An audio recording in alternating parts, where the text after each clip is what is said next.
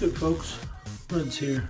We're going to continue the brush review or badger knot review series by a novice, and today's includes, I don't know if you can see that, Paragon Shaving.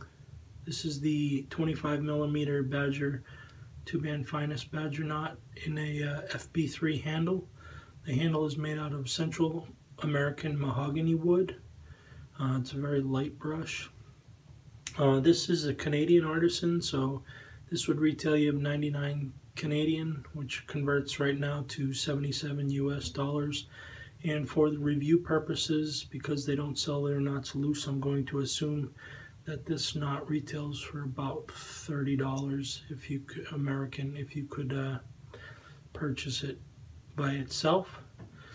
Paragon specializes in ergonomic designs. It's one of their fortes on their website, and they have a plethora of handle options and also fiber options. They have two types of synthetics, boar, and then this badger knot for purchase. As always, I'll link their website below if you're interested in checking them out.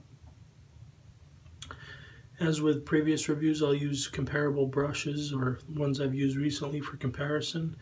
Today we'll be using the Bushcraft 24mm 2-band finest, the Stirling Soap Co 26mm 2-band finest, and the Elite Razor 26mm Manchurian bulb. So in terms of knot density, this is quite a big step down in terms of knot density to all three of the comparable brushes. Closest density would be the Bushcraft, but this is a step down in my opinion. Looks can be deceiving. It looks pretty dense, but it's really not that dense. Because of that, it lacks quite a bit of backbone in my opinion. The brush itself is splays almost too easily, making it tough to really lather yourself in a traditional way. I almost liken it, once it's loaded and soaked, to using it like a paintbrush, almost like a boar brush would be used. Another disappointment when compared to the backbone of the other three comparative knots that I've reviewed recently.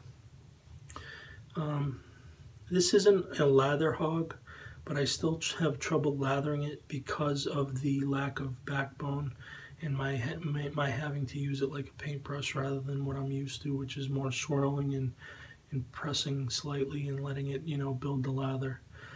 So there's a larger learning curve than I expected with this knot. So take that for what it's worth. Alright, so in terms of face feel, the tips on this brush are soft, but definitely less soft than all three comp brushes. Closest would be probably the Stirling.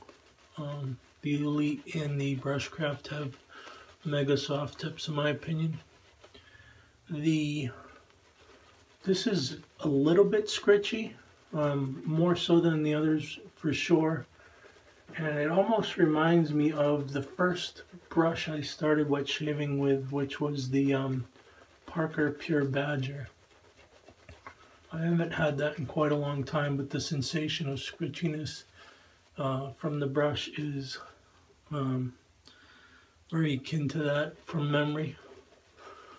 It does have hook tips, slightly hook tips, but they don't clump together enough, as you probably saw previously when I was showing the brush off, to qualify in my opinion as gel tipped.